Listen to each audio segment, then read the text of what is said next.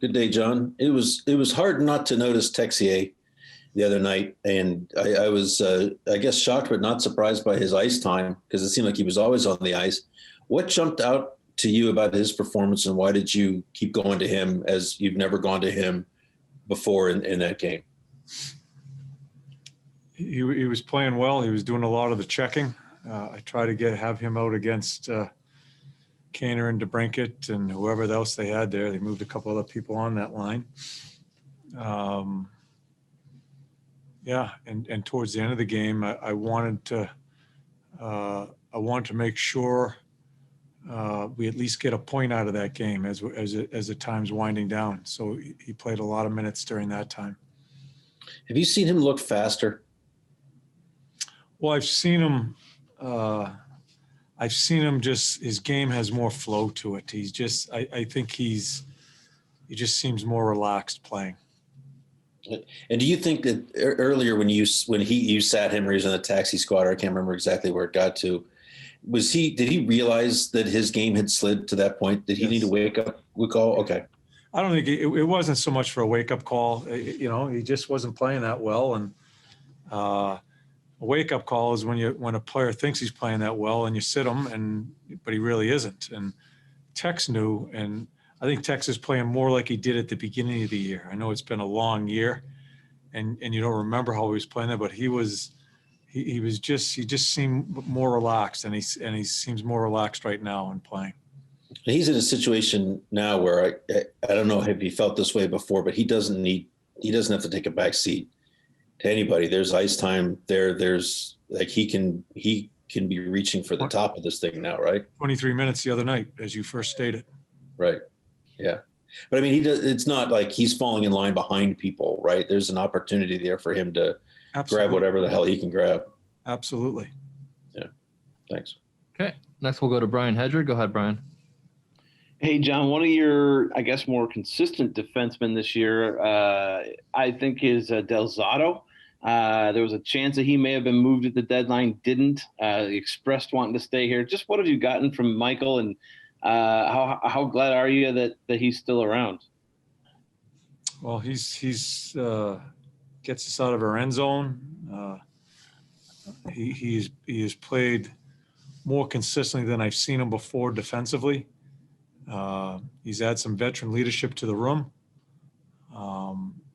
He's like I said to you before, when he's in that zone of not being too safe but not being too sloppy and plays in that zone, he's been a good player for us. It's interesting with him because at the beginning of the season you talked about your previous history with him and how you guys kind of had some struggles here and there in New York. But he's 30 years old now. He's 12th year in the league. Do you see him as a potential mentor type guy for some of the young guys that you have? Sure. And we didn't have it wasn't a personality difficulty with Mike when he was 19. It was coaching and trying to help him along the way to grow. And we've held that relationship right on through, and now he's 31. But he certainly can bring that type of, and you don't see some of the things he's doing off the ice as far as his preparation, as far as getting ready for a game, how he practices. Those are all important things also that I think young players can watch. So it's certainly part of his role. Did you need to have a conversation at all with Max after what happened last game? Regarding his penalties? Yes. God, I had a conversation with Max in between periods, and I don't think I need to discuss that any further. Okay. Does that fall into the category of, you'd said when he first came here that you didn't want him to get involved in a lot of crazy, goofy stuff? The situation is, it's an exhausted line that we're playing against on the opponent side. I think I made a mistake because I hadn't had the fourth line out there in quite a while, and that line, I'm not forget who it was in Chicago, but the line was exhausted, and I threw the fourth line out there. I shouldn't have, even when but I did. Got a quick whistle. The line they iced it again. I think I have another chance. I throw Max's line out there, and instead of trying to take advantage of a tired line and a 2-1 game, it's just stupidity as far as I'm concerned. So I don't think I need to have any more conversations about it. Yeah. Last one from me would be on Dean Kukan starting OT. You say you go by feel in games, with those OTs when you started, was that one of those? No, my call, Shawzy's call, ask him. Okay. Thank you. Okay. Next, we'll go to Dave Metzel. Go ahead, Dave. Thanks, Glenn. John, just a real quick follow-up on Del Zotto. He was pretty adamant that he wanted to be here and hoped to be a part of the solution. A, as a coach, what does that say to you? And B, just how valuable is he in that he wants to be here? He wants to be a part of the solution. Yeah, I don't know how to answer it. He just he likes it here. He sees with all the departures an opportunity to play some minutes with probably one of the best defensemen in the league in Jonesy. Michael's fighting for a contract, not just for this team, but throughout the league. His contract's up after this year, so he felt he's played a role for us. For me, he's overachieved in what I expected out of him as we started this season, and he just wants to keep going. He doesn't want to change the scenery. He wants to play. I think he wants to show Jamo he can play, and I'm glad he's here. He's good in the room. He's very good in the room too. That goes unnoticed. And I'm not asking lineup here, but I'm just curious if Josh Dunn will get an opportunity tomorrow night. He'll play. He'll play tomorrow. What kid coming up from college, similar to Eric Robinson's situation? How do you evaluate and what do you look at there? I don't know him. I've had, I'm one of the guys have talked to me a little bit about him. I want to make my own, you know me, I like to make my own thoughts as we play the game, and he's going to get a great opportunity to play. Big kid, anxious to see him play. Thank you. Okay, next we'll go to Jeff Svoboda. Go ahead, Jeff. Thanks, Glenn. Thanks, Torts. I mean, this isn't kind of your first rodeo getting a young guy like that in, but just how do you balance letting him know what you do, situational play, certain, schematic things versus just letting him go out there and play and just get his feet wet? Yeah, we've already begun, and I know Lars is going to sit with him on the plane this afternoon and just show him just give him some sort of our concept. A lot of today's practice was our neutral zone play because we have so many new bodies here. We want to go over that to give them some on-ice instruction. So he was able to be involved in that and skate through that. He'll see some tape today, but we don't want to cloud it. We want to see him play, and we don't want to inhibit him from just playing. We don't want to paralyze him with so much information. Yeah, and I also wanted to ask a follow-up about Texier, and you just mentioned putting him out there against Kane's line and stuff like that. I mean, for a 21-year-old guy at playing center, is that high praise that you feel comfortable putting him in those situations based on the way he was playing against one of the top guys in the league in his line?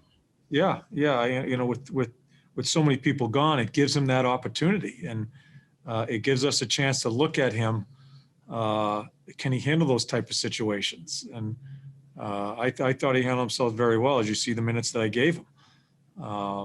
So I watch him practice today. He just seems he's just more relaxed in playing. And if he keeps his mind clear and doesn't overthink and just allows himself to play, he'll keep improving.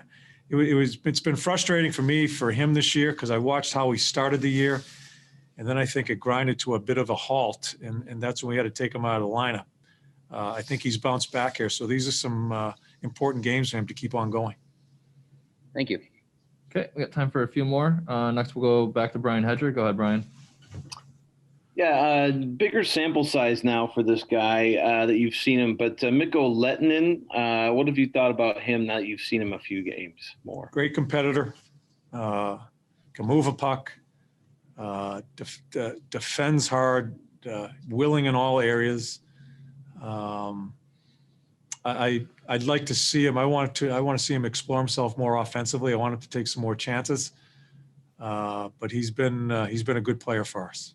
Did you see him start to, like those first couple games? It seemed like he was looking offensively a little more, and then these last few, maybe that's not been there as much. So I think when a new guy comes to a team, he just wants to try to settle in. He doesn't want to make many mistakes. I don't want him to be afraid to make mistakes. I like to see him.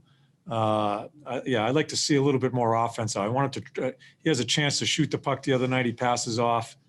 I want to see him score a goal. I want to see him have that mindset of trying to create something offensively.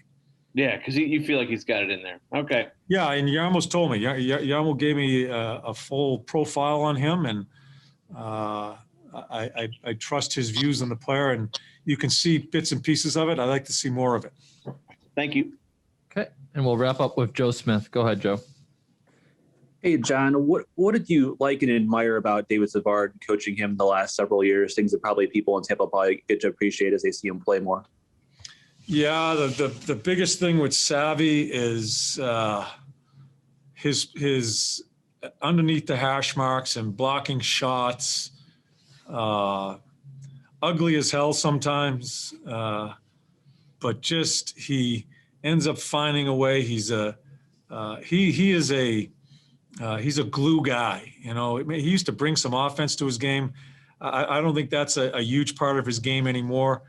But he's just a type of teammate and a type of guy that you can rally around, Joe.